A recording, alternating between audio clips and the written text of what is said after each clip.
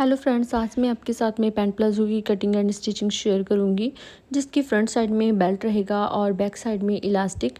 तो इसके लिए आप वीडियो को लास्ट तक ज़रूर देखना है, बिल्कुल भी स्किप मत करना। वीडियो अच्छा लगे तो वीडियो को लाइक शेयर कर देना। प्लाजो का मेजरमेंट साइड में है, आप वहाँ से चेक कर सकते हैं। चलिए हम कटिंग को स्टार्ट करते हैं।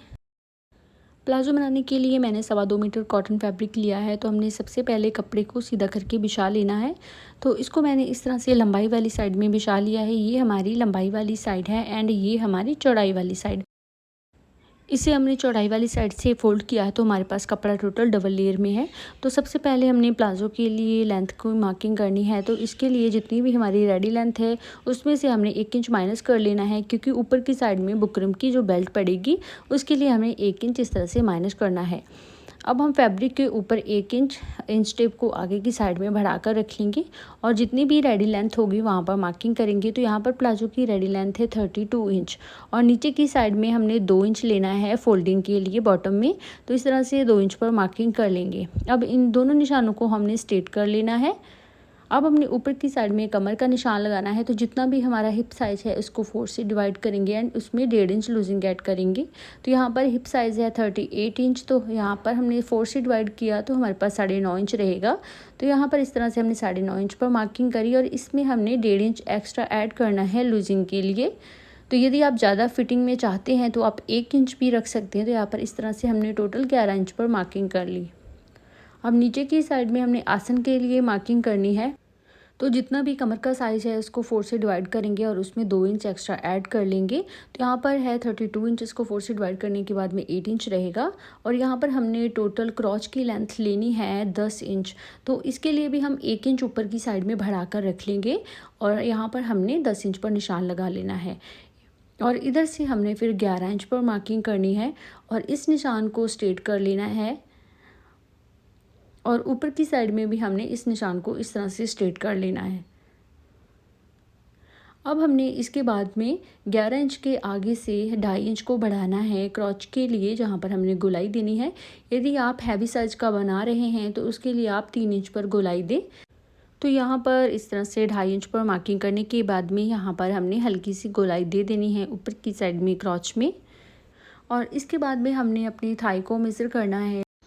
यहाँ पर 13.5 इंच आ रहा है, तो हम इसका हाफ़ करेंगे, 6.25 इंच पर मार्किंग करेंगे। और ऊपर की साइड में भी हमने सेम इसी तरह से 6.25 इंच पर मार्क कर लेना है।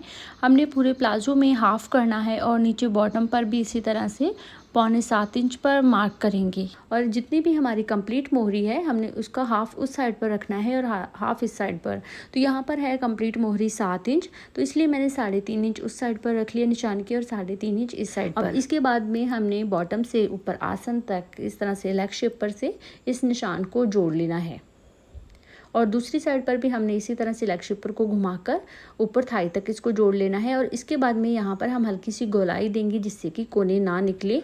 और ऊपर ये जो हमने 7 इंच पर मार्किंग की थी, यहाँ पर हम या तो एक छोटा सा प्लेट भी डाल सकते हैं या फिर यहाँ पर हम टक्स भी बना सकते हैं। अब हमने इन्हीं निशानों के ऊपर इसकी कटिंग कर लेनी है।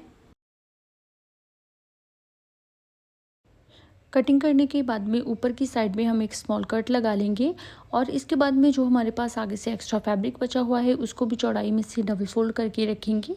और इसके ऊपर जो हमने प्लाजो का फ्रंट पार्ट कट किया है उसको भी सेट करके इसके ऊपर रख लेंगे। तो यहाँ पर हमने एक स्ट्रेट लाइन ड्रॉ कर लेनी है जितनी हमने फ्रंट पार्ट की लेंथ कट की थी वहाँ से। और ऊपर से हमने इसको आसन की साइड से बड़ा रखना है। तो इसके लिए यहाँ पर 2 इंच पर मार्किंग करेंगे। हैवी साइज़ के लिए आप 3 इंच बड़ा रखेंगे।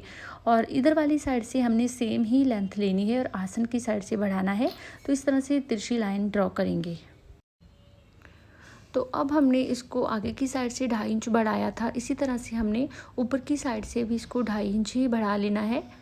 और आगे से आसन की साइड से भी हम इसको 2.5 इंच इस तरह से आगे की साइड में बढ़ा लेंगे और दोनों को इस तरह से स्ट्रेट कर लेंगे। अब हमने यहाँ पर हल्की सी गोलाई दे देनी है जैसे कि हमने फ्रंट पार्ट में दी थी।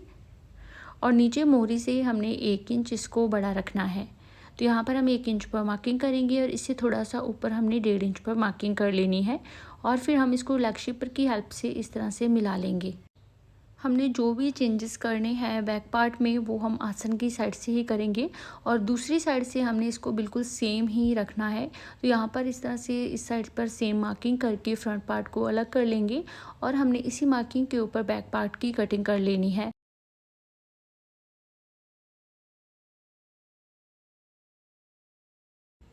कटिंग करने के बाद में हमने दोनों के आसन को स्टिच कर लेना है।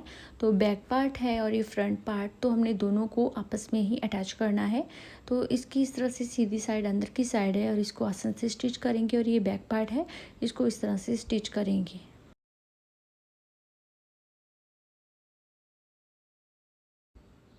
आसन की सिलाई लगाने के बाद में हमने फ्रंट पार्ट में यहाँ पर 1-1 इंच की 2 प्लेट्स डाल लेनी है दोनों साइड में। तो इसको पहले सिलाई लगाकर अच्छे से सिक्योर कर लेंगे। प्लेट्स डालने के बाद में हमने इसको मेज़र कर लेना है कि इसकी चौड़ाई कितनी है। तो यहाँ पर है 19 इंच, तो हमने इतनी ही लंबाई में एक पट्टी ले लेनी है और इसकी 4 इंच चौड़ाई रखनी है।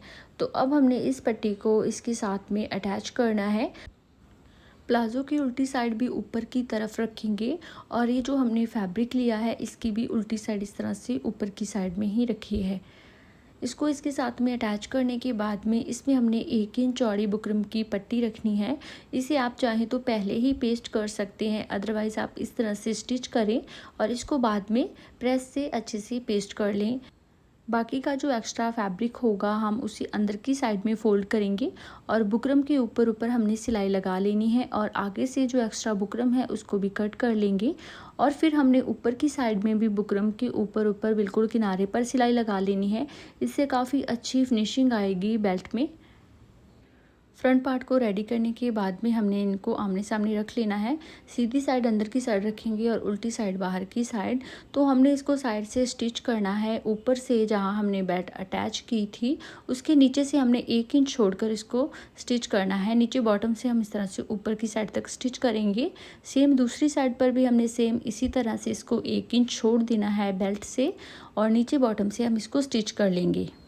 इस मार्किंग तक स्टिच करने के बाद में हमने यहाँ पर डबल स्टिच लगा लेना है और सेम दूसरी साइड पर भी इसी तरह से ही स्टिच कर लेंगे ऊपर तक। अब इसके बाद में हमने बैक पार्ट में भी सेम पट्टी डालनी है 4 इंच चौड़ी। तो यहाँ पर हमने प्लाज़ो की सीधी साइड में इस तरह से पट्टी को अटैच किया है। दोनों सीधी साइड अंदर की तरफ रखेंगे और उल्टी साइड बाहर, और हमने इसी तरह से प्लाज़ो के बैक पार्ट में पट्टी को अटैच कर लेना है। और फिर इसके बाद में हमने 16 इंच का इस तरह से इलास्टिक का पीस ले लिया है जिसको हम बैक पार्ट में डालेंगे। तो ये जो हमने फ्रंट की बेल्ट बनाई थी उसके ऊपर जो बैक पे हमने कपड़ा अटैच किया है उसको इस तरह से मोड़कर रख लेंगे और इसमें हमने इलास्टिक को रखना है और जो बाकी का एक्स्ट्रा फैब्रिक है उसको हम इलास्टिक के ऊपर मोड़कर रख लेंगे। और फिर इसके बाद में हमने इसको अच्छे से सेट करके इसके ऊपर सिलाई लगा लेनी है।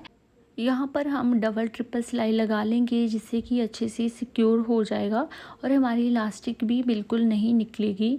तो इस तरह से हमने एक साइड से स्टिच करने के बाद में दूसरी साइड पर भी हमने इलास्टिक को इसी तरह से करके रख लेना है और इसके ऊपर हम सिलाई लगा लेंगे। अब हमने इसको सीधी साइड में पलट लेना है। तो यहाँ पर कोई भी मार्जिन शो नहीं हो रहा है बेल्ट में। तो अब हमने कपड़े को मोड़कर बिल्कुल फैब्रिक के ऊपर ही सिलाई लगानी है, इलास्टिक के ऊपर सिलाई नहीं लगाएंगे। तो हमने इलास्टिक को इस तरह से थोड़ा थोड़ा खींच लेना है और हम बिल्कुल इलास्टिक के साथ साथ में फैब्रिक के ऊपर सिलाई लगाते आएंगे। यदि इलास्टिक के ऊपर सिलाई लगेगी तो ये अच्छे से घूम नहीं पाएगी। अब हमने इसको ऊपर की साइड में निकाल लेना है। अब हमने इलास्टिक को 2-3 बार अच्छे से खींचकर सभी गैदर्स को सेट कर लेना है और इसके सेंटर में हम एक सिलाई लगा लेंगे जिससे कि इलास्टिक अपनी जगह पर अच्छे से सेट हो जाएगी।